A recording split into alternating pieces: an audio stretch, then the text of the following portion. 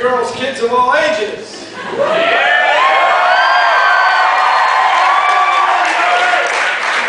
I was very excited about this talk.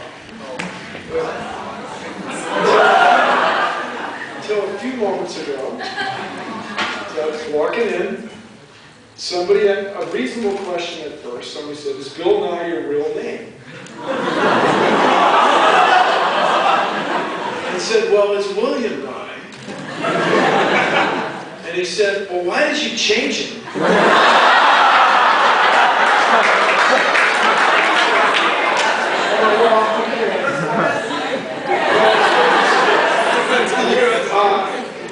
Yeah, he went to USC, right?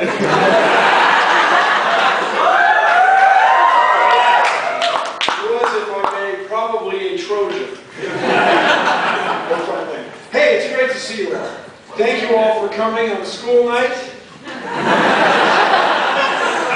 If you showed this picture to my father, he would have been skeptical. He would have believed it. If you showed it to my grandfather, he would not have believed it was a real photo. Because, first of all, this is supposed to be the moon in the foreground, but everybody knows the moon is perfectly smooth, so we didn't have all those craters in there. The other thing that would trouble him is there are all these clouds on the Earth. So you guys, I appreciate your deep desire to record this. Can you turn off the bright lights? Now, does everybody remember, thank you, everybody remember Sullenberger, who landed the plane in the Hudson River? So he was just doing the one thing. He was monotasking. So let's try that.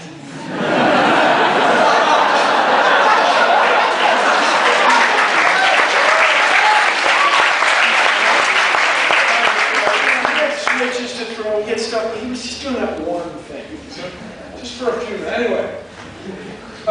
He wouldn't have believed this picture was real because there's too many clouds. For a guy of last century, he would have thought, well, the Earth doesn't really look like that because the Earth to him would look like a classroom globe, right? No clouds.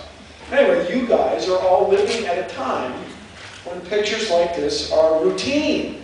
This is a day at the office. This is nothing. Ha ha! This was taken by a Japanese spacecraft and by the Japanese Aerospace Exploration Agency, and in cultural tradition, I want to reassure you, it is in high def. Yes, absolutely. But that also is something that happened in your lifetime. It's kind of a new thing. So my father, our story begins tonight with my father on Wake Island. And Wake Island is in the middle of Pacific Ocean nowhere. You go to Hawaii, and then you go about that far again, and you're out in the middle of the Pacific Ocean on Wake Island. Now, my father was quite the rock hound, the amateur geologist, the lover of science. And this is my father. Actually, it's a picture of my father. He wasn't that tall, but there's some details here.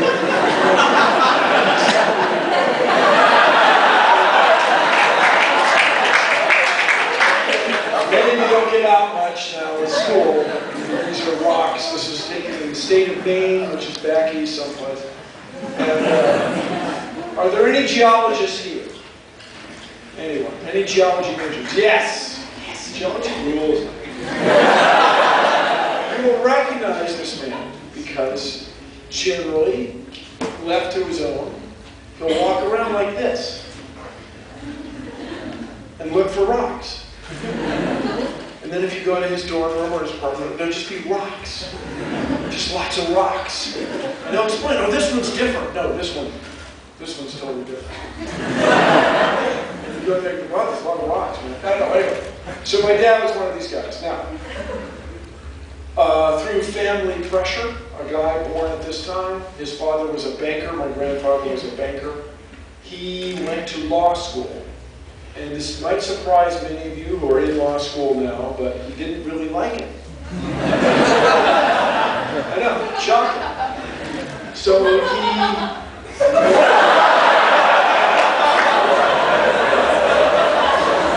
And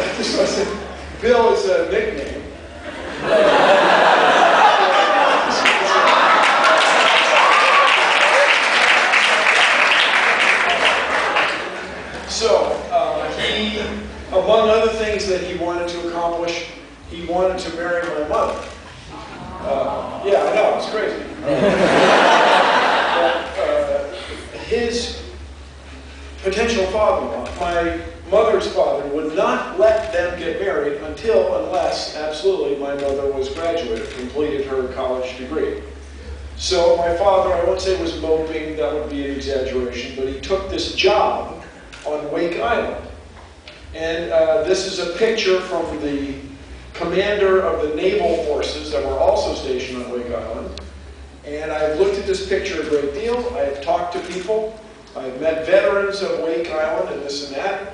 And as near as I can tell, that's my dad. He's working.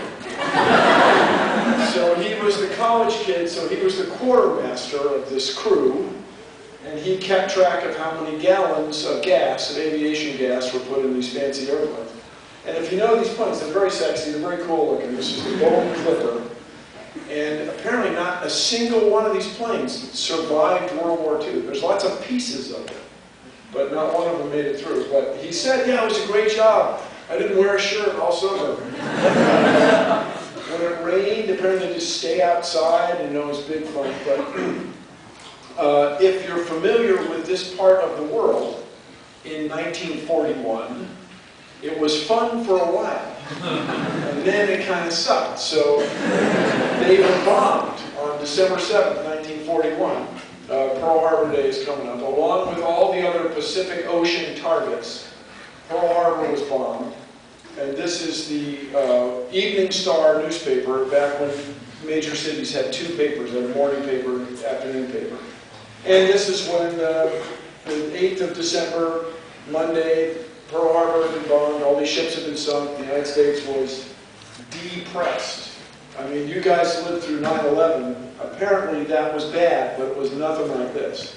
It was, everybody was very concerned. And my mother, who by all accounts was in love with my dad, was also greatly concerned. I just want you to know, when the grown-ups tell you, back in the good old days, you know, in the good old days, everything wasn't so commercial. In the good old days, everything was really good, but now Christmas is like so... No, look.